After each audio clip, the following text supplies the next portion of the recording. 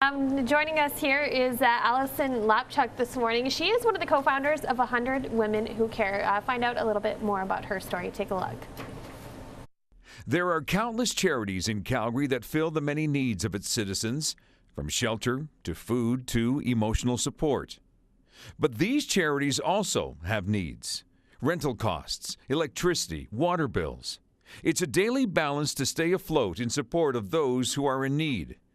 Thankfully, Calgary charities have guardian angels, and one such group is the 100 Women Who Care.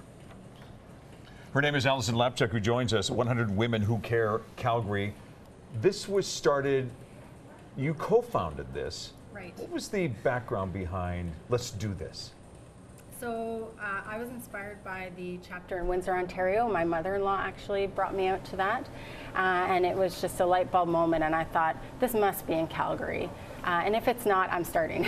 Good for you. So I went home and just started it up. We were actually the first chapter of its kind in Western Canada.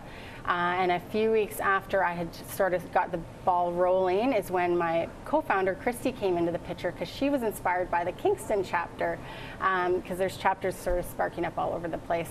Anyhow, so we just, it's a kind of a no-brainer. You're bringing together 100 women or more with $100 each. That's a $10,000 donation in an hour to a local charity. It's just makes sense. And so what kind of charities do you guys give to, and how do you decide?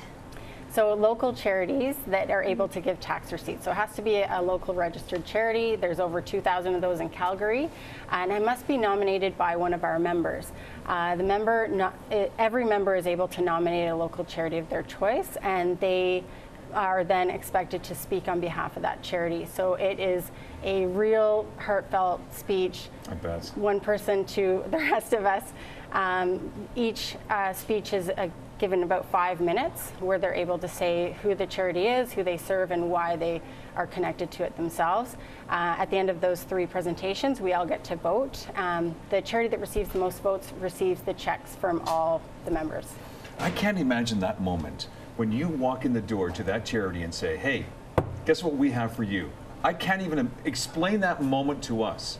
It's really exciting. I myself was able to nominate and win the vote, so I know directly what that feels like. Which charity was it? That was Run for Educational Services for their SAS program. My nephew Caleb has autism, and he benefited so much from that program. I almost can't talk about it without crying. But we were able to give over $15,000 to that charity, and that's so meaningful to me because they're helping kids with autism between the ages of 3 to 6, and that's when you get the most bang for your buck. This is something. It is really, it's touching. But there's more than just 100 of you. Yes, we actually now have over 200 registered members, so we're expecting big things out of our next meeting March 3rd. Actually, there's a new chapter that just started last night, and they already have 200 members in Red Deer, so look them up as well. Heron, it's only for women, though. It's only for women, but there's a men's element too. Men's chapter. Are you affiliated, associated with them somehow? Yes. I met Oliver Basner at a networking event, and I told him what I was doing, and he said, "Well, what about men?" And I said, "You know what? There's a chapter called 100 Men Who Give a Damn in Halifax. I mean, it's awesome. It's so scalable. I mean, you can do this with men, you can do it with women, you can do it co-ed, you can do it with kids on a smaller scale. It's really scalable to anything. So they've started up last year, and they're doing extremely well."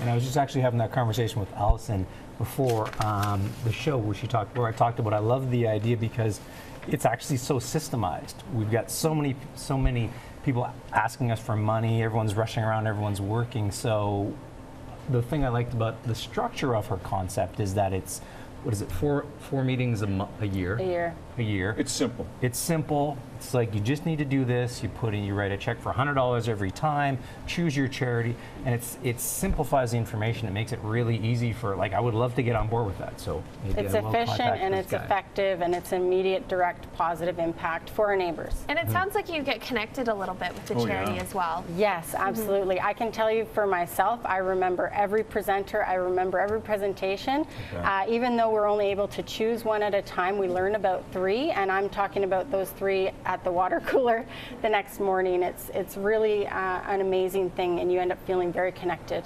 Trina, you've got to get involved in this.